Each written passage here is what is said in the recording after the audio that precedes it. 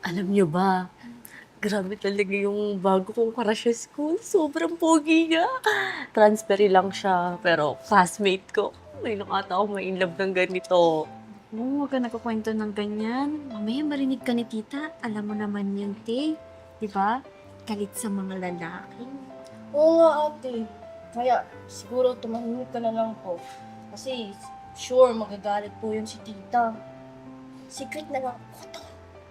Kaya ngayon ko kinikwento habang wala si tita eh. Hoy!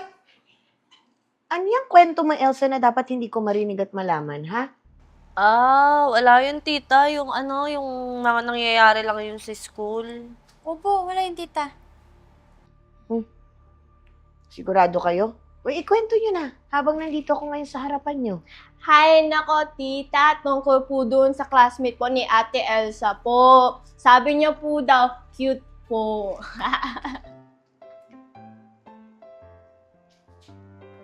Naku, Elsa, sinasabi ko sa'yo. Sino yung cute na yan, ha? Di ba sinabi ko sa inyo, wag na wag kayo maniwala dyan sa mga lalaking yan? Tita, wala yun. Nakikitan lang naman ako. Hindi naman kami close nun. Naku, yung pakit-kit na yan at crush-crush dyan, nagsisimula yan eh. Marinig lang ang pangalan, kikiligin na. Lalo na pag nilapitan ka at saka tinabihan. Ito naman si tita. Parang naman lahat talaga alam mo sa mga lalaki. Ay, hindi ako tatanda ng ganito kung hindi ko alam yung mga ginawang panloloko ng mga lalaki niyan, ha? Kaya kayong tatlo, huwag kayong maniniwala doon sa mga yon, ha?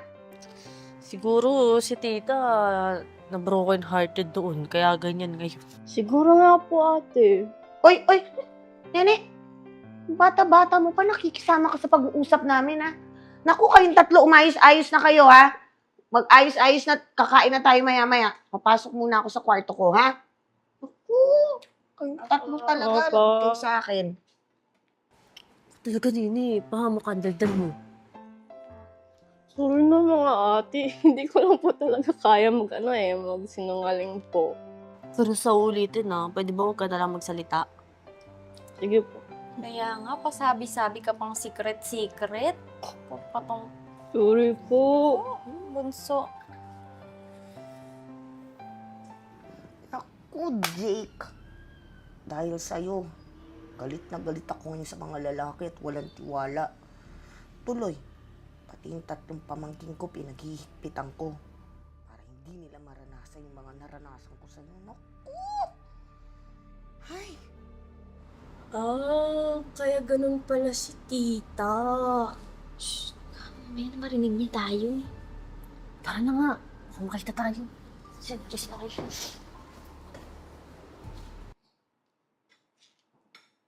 Tita, alam na po namin kung bakit ganyan ka po. Siguro na heartbroken po kayo, no? Daldal mo talaga nini. Dika, ano yung alam nyo? Wala po yung tita. Huwag kang maniwala dyan kay Nene. Oo tita, wala yun. Kain na. Naku, o siya, kumain na tayo. Pero nga pala, paalala ko lang sa inyo, next week, kamatayan ng nanay at tatay nyo. Kaya plano ko sana muna magsimba tayo tapos dalawin natin sila sa sementeryo. Oo nga tita, naalala ko yun. Grabe sila nanay at tatay, no? Hanggang sa kamatayan, magkasama sila. Oo, sila talaga yung till death do us part. Kasi ang tatay nyo ang bait. Tapos ang nanay niya ang swerte-swerte rin niya. Ay, parang silang dalawa ay parang meant to be para sa isa't isa. Hindi katulad po sa inyo po na niloko po kayo. Daldal mo talaga. Ikaw mga ibibig mo. Teka, paano nyo naman nalaman yun? Kasi narinig po namin kanina po na habang nasa kwarto po kayo. Wala talagang tatago kay Nene. Ang daldal mo. Naku, huwag nyo na alamin kung anong nangyari sa akin. Basta kumain na tayo at maaga pa kayo bukas sa school, ha? Hali ka na. Opo. Ako na bahala dito mag-gift. Oh, sige.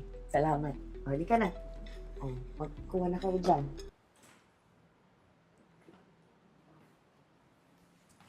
Tita, Tita. Sino pala kayo?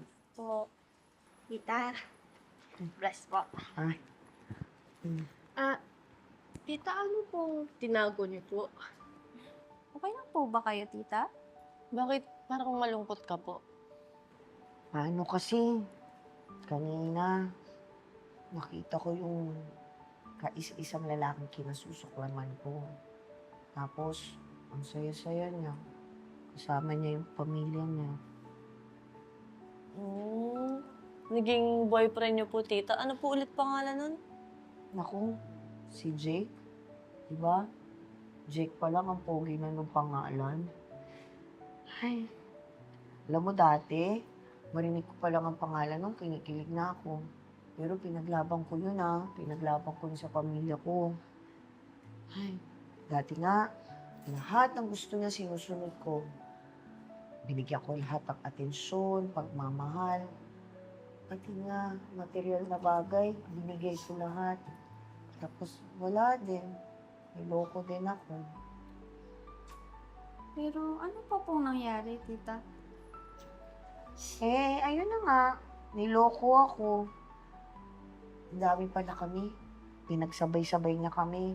Pero akala ko magbabago siya kasi binigay ko na nga lahat yung attention ko, di ba? Tapos, akala ko magbabago siya. Hindi pala. Mas masakit. Isa lang pala ako sa pustahan nilang magkakaibigan. Okay lang yan, tita. Marami pa namang iba dyan na magkakagusto sa'yo. Ako, anak, hindi na ako umaasa. Masaya na ako na nandito ako para sa inyo, para gabayan ko kayo, para naman hindi nyo maranasan yung mga naranasan kong panluloko ng mga buwisit na lalaking yan. Nako, tita, hindi mangyayari po yun sa amin. Ikaw pa talaga nagsabi niya. Nakabata-bata mo pa, nene. Tama kayong dalawa dyan. Huwag kang mag-alala, tita. Hindi kami magpapaloko sa mga lalaki na yan. Ay, mabuti naman mga pamangkin ko. Basta tatandaan nyo, ha? Kaya nilagay ang isip o utak na mas mataas sa puso para papag-isipan nyo muna lahat ng desisyon nyo tungkol sa pag-ibig. Opo. Opo, tita. Thank you po.